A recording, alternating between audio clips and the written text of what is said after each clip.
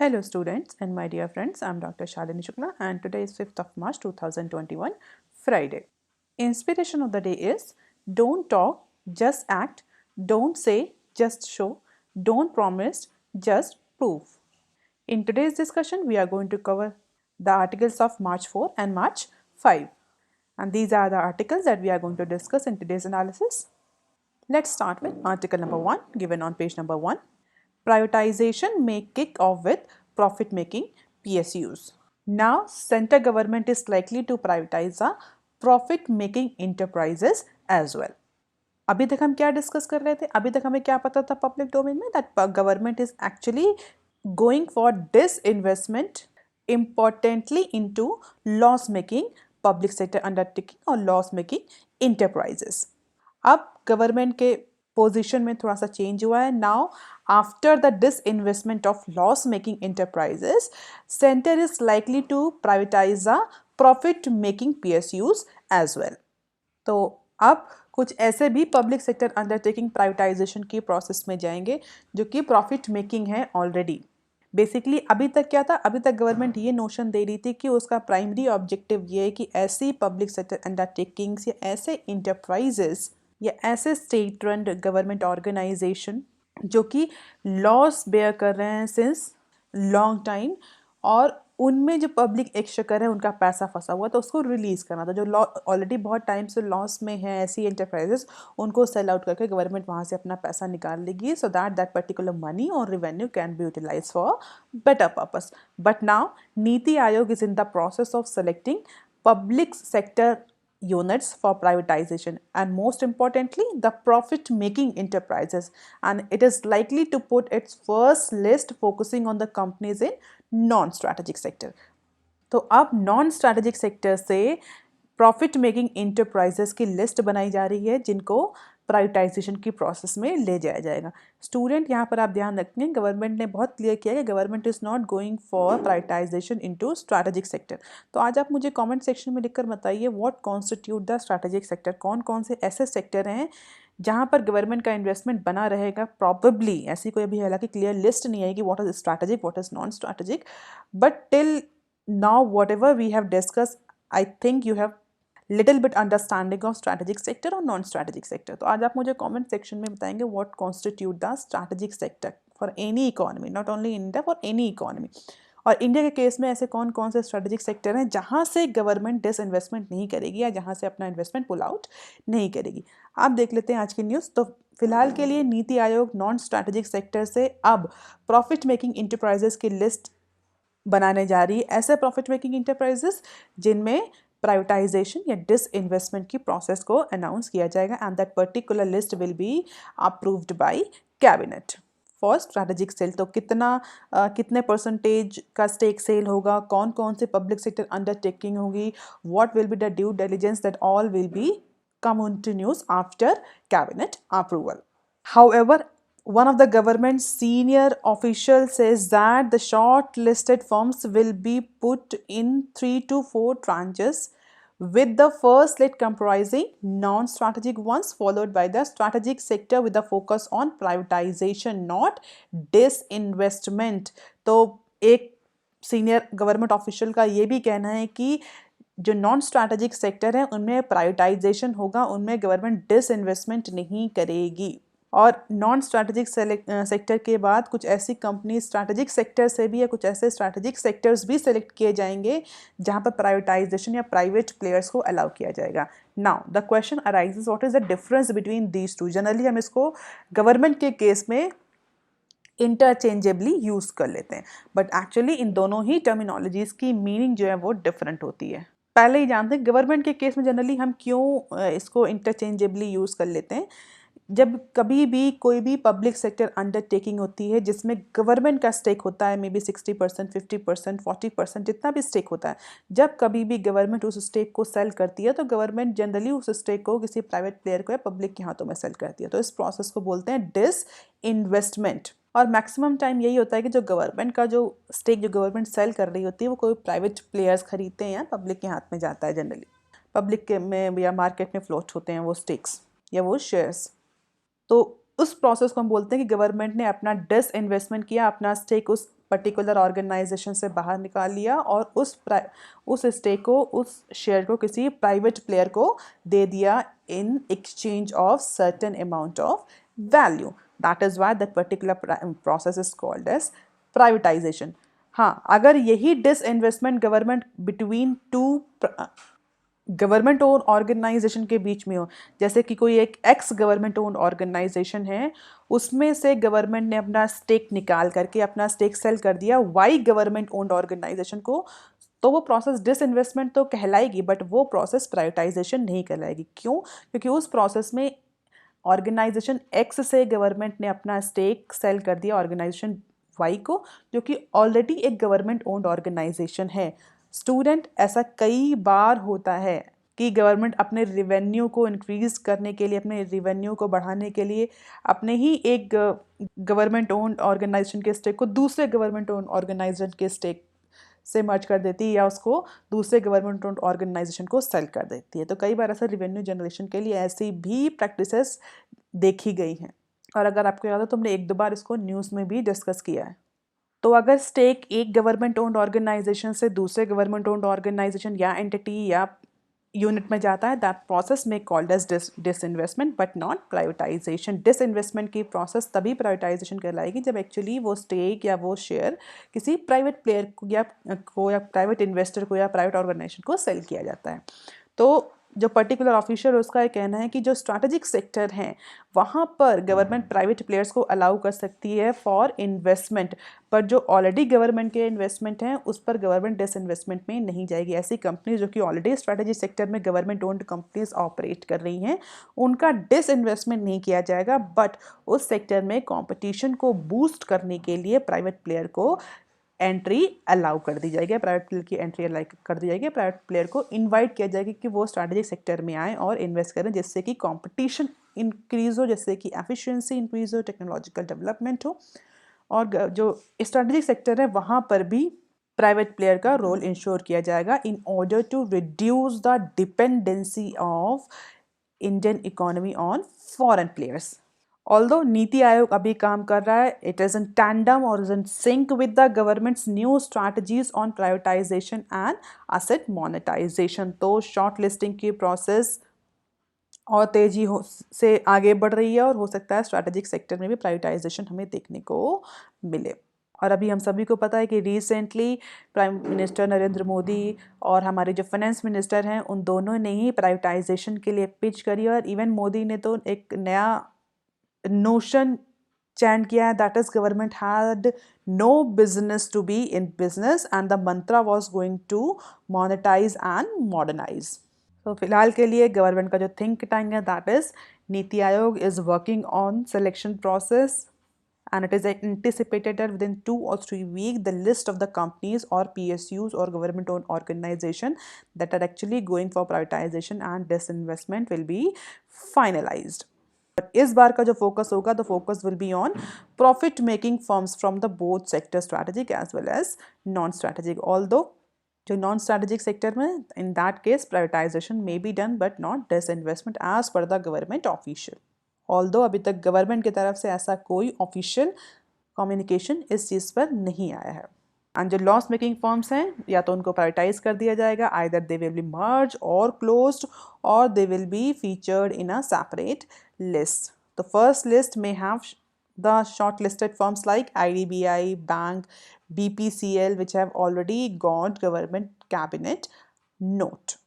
तो जो 1.75 ट्रिलियन का जो टारगेट है, ऐसा तो जो फाइनेंशियल ईयर 22 का जो टारगेट है गवर्नमेंट के पास 1.75 ट्रिलियन का, financial year 22 1.75 trillion means disinvestment से 1.5 ट्रिलियन का रेवेन्यू जनरेट करने का गवर्नमेंट ने टारगेट रखा है for financial year 22.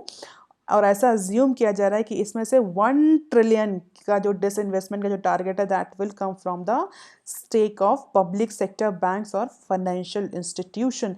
It means जो फोकस है गवर्नमेंट का it is more on financial institution and banking industry. तो जो भी टारगेट सेट किया गया उसमें इस बार मैक्सिमम और इम्पॉर्टेंट रोल प्ले करेंगे बैंकिंग ऑर्गेनाइजेशन और फाइनेंशियल इंस्टीट्यूशन का प्राइवेटाइजेशन. अब देख लेते हैं article number 2 given on page number 5 of March 5. Services activity at 1-year high on rise in demand. Day before yesterday, we have discussed about the manufacturing activity or manufacturing PMI. In today's discussion, in today's news, we are going to cover about the service sector activity. So as per the news, service sector activity grew at its fastest pace in a year. और expert का ये कहना है कि जो service sector में जो activity resume हुई हैं बढ़ी हैं that all is because of the improved domestic demand and more favourable market condition, क्योंकि कोविड-19 के केसेस डिक्रीज हो रहे हैं जिसकी वजह से इकोनॉमी रिज्यूम हुई, तो डोमेस्टिक डिमांड जो है वो पिकअप करी है, जिसकी वजह से जो सर्विस सेक्टर का जो PMI है that rose to 55.3 in the month of February in comparison to 52.8 in the month of January. और जैसा कि हमने डिस्कस किया था, बताया भी था आपको कि 50 से ऊपर जब ये नंबर होता है PMI का, चाहे वो सर्विस PMI हो चाहे वो मैन्युफैक्चरिंग PMI हो, दैट इंडिकेट्स द एक्सपेंशन। और जब यही नंबर 50 से नीचे होता है तो दैट इंडिकेट्स द कॉन्ट्रैक्शन। तो पिछली बार जो जनवरी मंथ का सर्विस PMI था वो 52.8 था, और इस बार का जो फरवरी मंथ का PMI है सर्विस PMI वो 55.3 है, and that is owing to the improved market condition and increase into the new order. And we all know India is the service economy, service based economy. हमारा एक major part GDP का constitute करता है service sector, जिसको कई बार हम tertiary sector भी कहते हैं। We all know there are 3 sectors, primary, secondary and tertiary. तो अगर एक बहुत ब्रॉडर क्लासिफिकेशन में जाए तो हम ये कह सकते हैं प्राइमरी में हमारे एग्रीकल्चर या माइंस आते हैं, सेकेंडरी में हमारी मैन्युफैक्चरिंग एक्टिविटीज़ या मैन्युफैक्चरिंग सेक्टर आता है, और टर्शरी में हमारा सर्विस सेक्टर आता है। We have discussed about the contribution of primary sector into the Indian economy. Now in today's discussion you will tell me that what is the contribution of secondary or tertiary sector into India's GDP.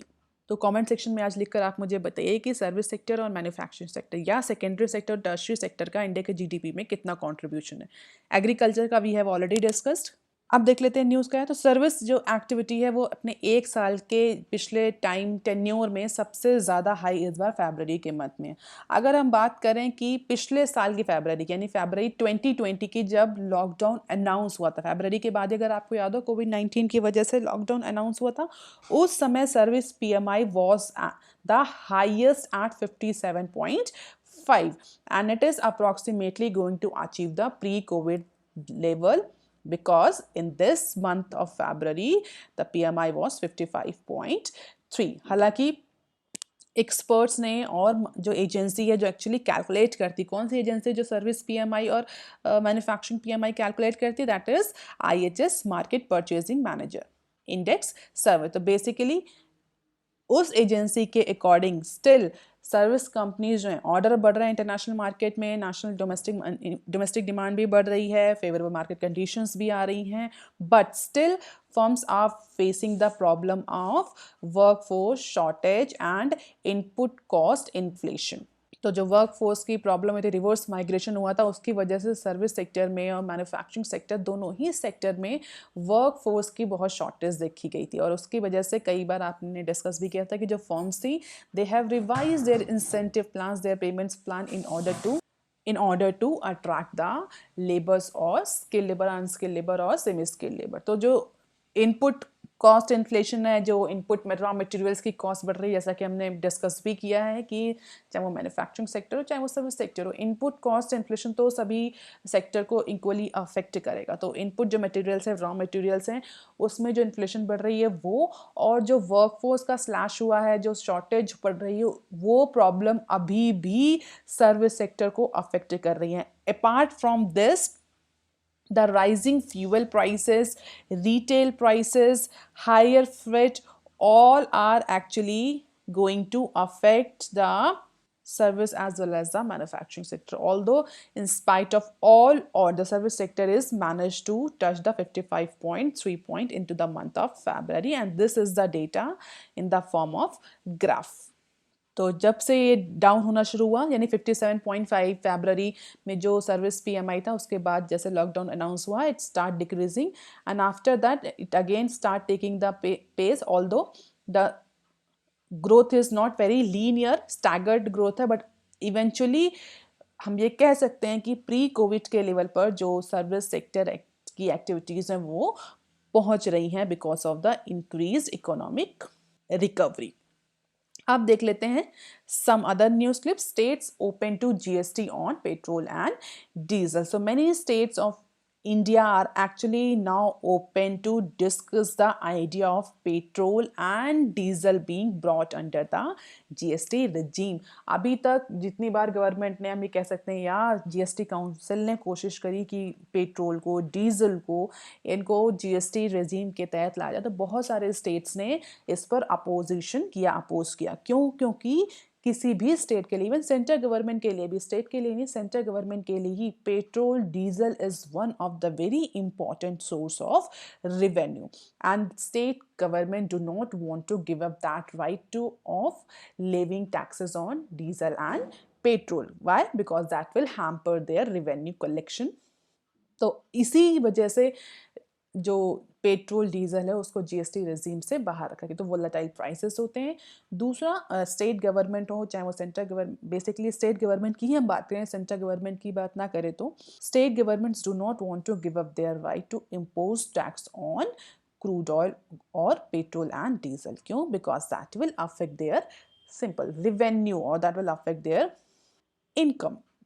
But now, after few deliberations, few states are actually ready to discuss this idea. तो कुछ state जैसे कि तैयार हुए हैं, waste Bengal की बात करें, they are actually ready to discuss कि अगर जीएसटी के अंडर ला दिया जाएगा पेट्रोल एंड डीजल को तो क्या फ़र्क पड़ेगा, क्या स्टेट्स को कॉम्पनसेशन दिया जाएगा, is there any mechanism of compensation. GST में कॉम्पनसेशन का प्लान है, अगर आपको पता हो, और फाइनेंशियल ईयर 22 तक वो स्टेट्स को कॉम्पनसेट करेगी सेंट्रल गवर्नमेंट अगर स्टेट्स को जीएसटी की वजह से कोई नुकसान होता है। और पैंडेमिक में इस पर्टिकुलर क्लॉज पर बहुत सारा इशू जनरेट हुआ था, अगर आपको याद हो, if you were currently following my discussion. तो उसमें भी हमने डिस्कस किया था कि जिसमें स्टेट गवर्नमेंट जो है वो सेंट्रल गवर्नमेंट से डिमांड कर रही थी कि जीएसटी कलेक्शन फॉल हुआ है, स्टेट्स को नुकसान हो रहा है। तो सेंटर का ये आर्ग्यूमेंट था कि ये जो भी रेवेन्यू कलेक्शन फॉल हुआ है स्टेट गवर्नमेंट का, is not because of the GST, it is because of the pandemic. तो जो जीएसटी में क्लॉज है कि स्टेट जो सेंटर है वो स्टेट्स को कॉम्पनसेट करेगी for any short of GST, any short of revenue loss due to GST, वो क्लॉज यहाँ पर एप्लीकेबल नहीं होता। तो इसको लेकर के काफ़ी डेलिब्रेशंस हुए थे, काफ़ी डिस्कशंस हुए थे स्टेट्स के बीच और सेंट्रल गवर्नमेंट के बीच में, काफ़ी आर्ग्यूमेंट हुए थे। But now GST collection has started increasing, तो स्टेट्स को भी फायदा हो रहा है। But now the question arises how to bring the diesel और the petrol under the GST regime. और कई सारे स्टडीज़ का ये कहना है कि the moment petrol and diesel will come under the GST regime, the price of petrol and diesel will decrease up to ₹20। तो इवेंचुअल जो कंज्यूमर है उसको ज़्यादा फायदा होगा जैसे ही जीएसटी में आएगा, ऑल्दो स्टेट्स को या कंपनीज को कुछ नुकसान हो सकता है as per the studies, different studies. इसीलिए स्टेट गवर्नमेंट जो है वो तैयार नहीं है। बट अब स्टेट गवर्नमेंट कुछ एक मैकेनिज्म के साथ आ रही है। कुछ स्टेट गवर्नमेंट का ये कहना है कि अगर कॉम्पनसेशन मैकेनिज्म है जैसा कि जीएसटी में है, कि अगर स्टेट्स को लॉस होता है, अगर डीजल और पेट्रोल को जीएसटी में लाने पर स्टेट्स को कोई रेवेन्यू लॉस होता है, तो सेंट्रल गवर्नमेंट उस रेवेन्यू लॉस को पूरा करेगी। इसी शर्त पर इस बात पर डिस्कशन किया जा सकता है कि क्या पेट्रोल और डीजल को जीएसटी के अंदर लाया जाए। तो फिलहाल के लिए कुछ स्टेट से आ रहे हैं, let's see what will happen in future. आप देख लेते हैं next article. EPFO retain interest rate at 8.5% for financial year 21. So as many as 60 million subscriber of employee provident fund, जिसको हम सिंपल फॉर्म में ईपीएफ बोलते हैं। तो ईपीएफ ने जो बेसिकली ईपीएफओ मैनेज करता है, उसने जितने भी जो सब्सक्राइबर हैं, बेसिकली हम बोलते हैं जो हमारा एम्प्लॉय प्रोविडेंट फंड होता है, that is a very important और major fund of the retirement buddy. जो रिटायरमेंट करने वाले, रिटायरमेंट होने वाले इंडिविजुअल्स, रिटायरमेंट के टाइम में employee provident fund constitute a very significant part, इसीलिए इसको सोशल सिक्योरिटी फंड के नाम से भी कहीं कहीं आप सुनेंगे। तो 21 में जो फाइनेंशियल, जो पैंडेमिक वाला ईयर गया, तो उसमें कई बार ऐसा सुनने में आ रहा था कि जो एम्प्लॉय प्रोविडेंट फंड ऑर्गेनाइजेशन है, ईपीएफओ है, that may reduced is interest rate on the savings of subscriber because of the halted income due to pandemic। को EPFO ने कहा था कि क्योंकि उसकी भी इनकम फॉल कर रही, हॉल्ट हुई है because of the pandemic, then EPFO is not able to give the 8.5% interest rate on the savings of 60 million subscriber। but recently जो मीटिंग हुई, डिस्कशन हुआ, उसमें डिस्कस हुआ कि that EPFO will maintain 8.5% interest rate. EPFO का कहना था कि जहां मार्केट में इंटरेस्ट रेट इतने ज़्यादा फॉल कर रहे हैं तो EPFO की जो अर्निंग्स हैं वो भी फॉल करी हैं। भाई EPFO क्या करता है, जो इंडिविजुअल्स एम्प्लॉय से पैसा लेकर के उसको मार्केट में इन्वेस्ट करते हैं और रिटर्न करते हैं, और रिटर्न के बेसिस पर वो उसी में अपना प्रॉफिट शेयर करके जो सब्सक्राइबर होते हैं उनको उनका अमाउंट रिटर्न किया जाता है। और इस पर कई सारे टैक्स अजम्पशंस भी मिलते हैं जो सब्सक्राइबर्स होते हैं, जो एम्प्लॉय होते हैं बेसिकली उनको। तो इसलिए EPFO का ये कहना था कि EPFO में decrease the interest rate from 8.5%। But recently EPFO में ने अनाउंस किया कि जो भी प्रोविडेंट फंड है, एम्प्लॉय प्रोविडेंट फंड है, उस पर 8.5% का इंटरेस्ट रेट ही रखा जाएगा for financial year 21। And EPFO is considered as a very good investment mode for employees or labor। Generally इस पे ट्रिपल ई का कंसेप्ट एप्लीकेबल होता है, एग्जाम्प्ट, जिसमें जो आप सबमिट करेंगे, जो सब्सक्राइबर जो मनी डालते हैं EPFO अकाउंट में, वो भी टैक्स एग्जाम्प्ट होता है, जो इंटरेस्ट होता है वो भी टैक्स एग्जाम्प्ट होता है, और जो मेच्योरिटी अमाउंट होता है, जो मेच्योरिटी पर जो मिलता है वो भी टैक्स एग्जाम्प्ट होता है। That is why it's one of the very lucrative mode of investment and every employ generally subscribed EPFO।